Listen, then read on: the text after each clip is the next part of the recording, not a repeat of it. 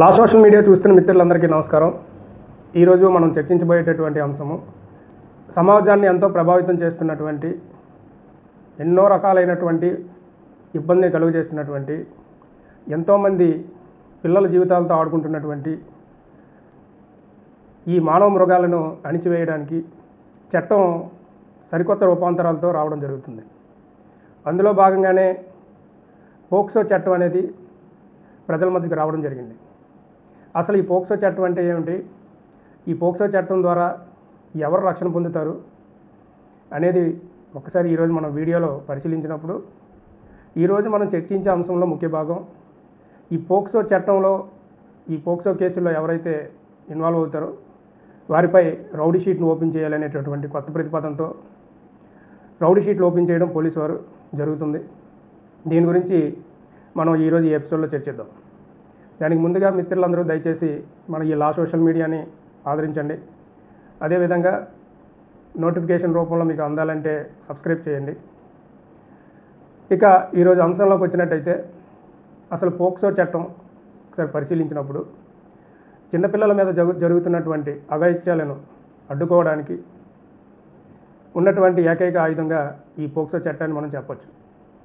అయితే పోక్సో చట్టం ఎంత ప్రమాదకరమైన చట్టం అనేది ప్రజలకు అవగాహన లేకపోవడం వల్ల చేసేటటువంటి చిన్న చిన్న తప్పుడు పనుల వల్ల పిల్లలపైన చేసేటటువంటి అఘాయిత్యాల వలన ఈరోజు 15 సంవత్సరాలు 20 సంవత్సరాలు కారాగార శిక్ష అనుభవించేటటువంటి పరిస్థితులు ఉన్నాయి.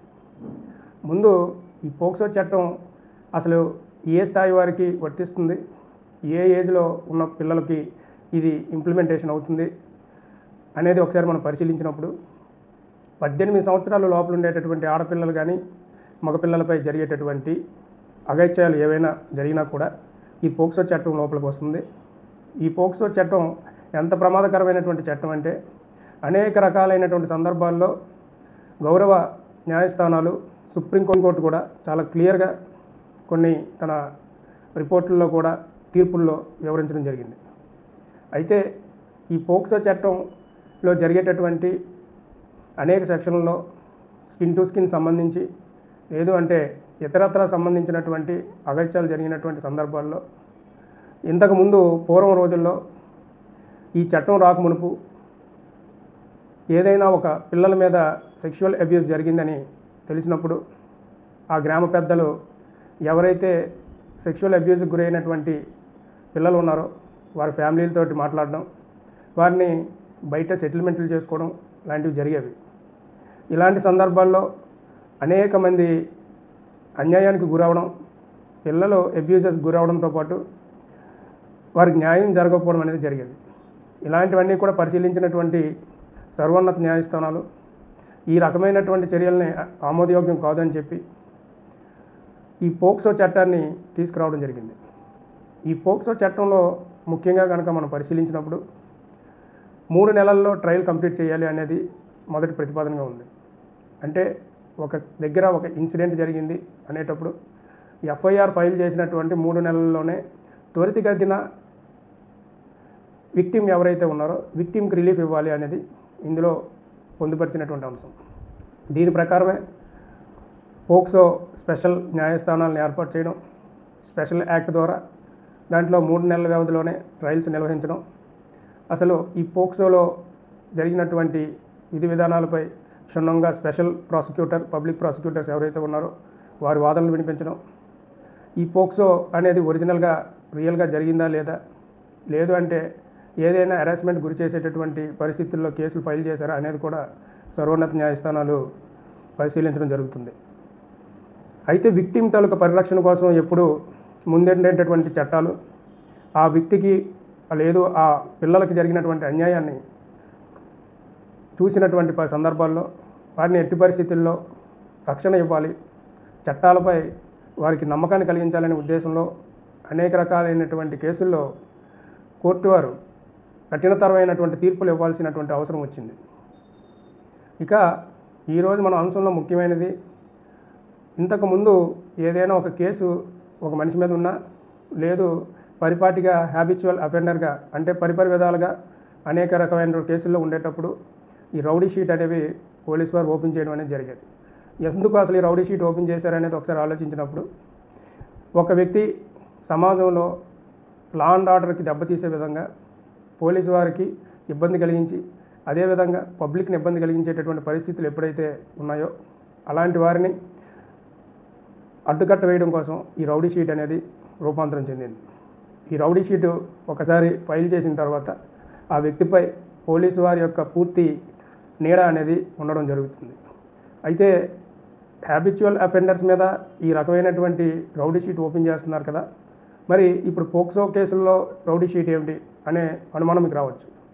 కానీ సర్వోన్నత న్యాయస్థానాలు అనేక సందర్భాల్లో చూసినప్పుడు ఈ పోక్సో చట్టంలో వారు ఒక కేసులో ఇన్వాల్వ్ అయ్యి ఉన్నప్పటికీ కూడా వీరు ఇంటెన్షనల్గా క్రిమినల్ ఇంటిమిడేషన్తో ఉన్నారు కాబట్టి వీళ్ళు ఇంకా అనేక రకాలైనటువంటి క్రైముల్లో ఇన్వాల్వ్ అయ్యేటటువంటి నాలెడ్జ్తో ఉంటారు కాబట్టి ఆ రకమైనటువంటి ఆలోచన విధానంతో వీరు ఉంటారు కాబట్టి సమాజంలో అలాంటి వాళ్ళని అరికట్టడానికి అటువంటి వారిని రెస్ట్రిక్ట్ చేయడానికి పోలీసు వారు పోక్సో కేసుల్లో ఈ రౌడీ షీట్ అనేది ఫైల్ చేయడం జరుగుతుంది. ఈ రౌడీ షీట్ ఫైల్ చేయడం వల్ల ఆ వ్యక్తి పూర్తిగా ఎవరైతే రౌడీ షీటులో పేరు ఉన్నటువంటి వ్యక్తి పూర్తి స్థాయిలో వారి స్వతంత్రాన్ని కోల్పోయే పరిస్థితి ఉంది.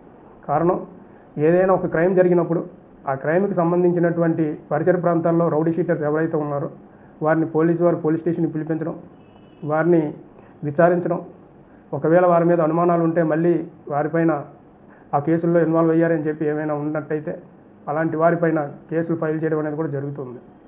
కొన్ని సందర్భాల్లో అసలు ఈ రౌడీ షీట్ అనే సందర్భం వచ్చినప్పుడు ఇలాంటి వ్యక్తులు మాకు విఘాతం కలిగేటటువంటి పరిస్థితులు ఉన్నాయి, మాకు ఇబ్బందికరమైనటువంటి పరిస్థితులు ఉన్నాయి అని చెప్పేటప్పుడు అటువంటి వారికి కోర్టు వారు వెసులుబాట్లు కూడా కల్పించారు. అది ఏ విధంగా అంటే ఆర్టికల్ 19, ఆర్టికల్ 21 సంబంధించినటువంటి ఈ ఇండియన్ కాన్స్టిట్యూషన్లో ఉండేటటువంటి కొన్ని ఆర్టికల్స్ ద్వారా వెసులుబాటు కల్పించేటటువంటి ప్రయత్నం చేశారు. కారణం ఆ మనిషి తొలక వ్యక్తిగత స్వేచ్ఛ హరించడం అనేది సరైనది కాదు అని చెప్పి దానికి సరైనటువంటి విధానంలో ఉండాలి అని చెప్పి తెలియజేయడం జరిగింది.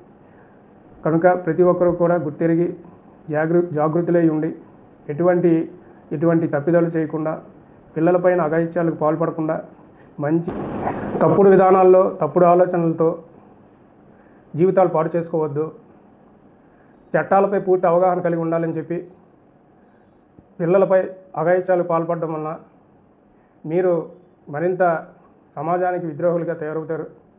కాబట్టి ప్రతి ఒక్కరు కూడా నవ సమాజ నిర్మాణం కోసం నిలబడాలని, అదేవిధంగా ఈనాటి పిల్లలే రేపటి పౌరులు కాబట్టి పిల్లల రక్షణ మన మీద ఆధారపడి ఉంది కాబట్టి ప్రతి ఒక్కరూ కూడా ఈ రకమైనటువంటి చెడు ఆలోచనలు ఏమైనా ఉంటే కనుక తీసేసి మంచి ఆరోగ్యకరమైనటువంటి వాతావరణంలో మంచిగా ఉండాలని, సమాజంలో ఒక మంచి ప్రవర్తన కలిగి ఉండాలని చెప్పి కోరుకుంటూ మిత్రులందరికీ దగ్గర సెలవు తీసుకున్నాను.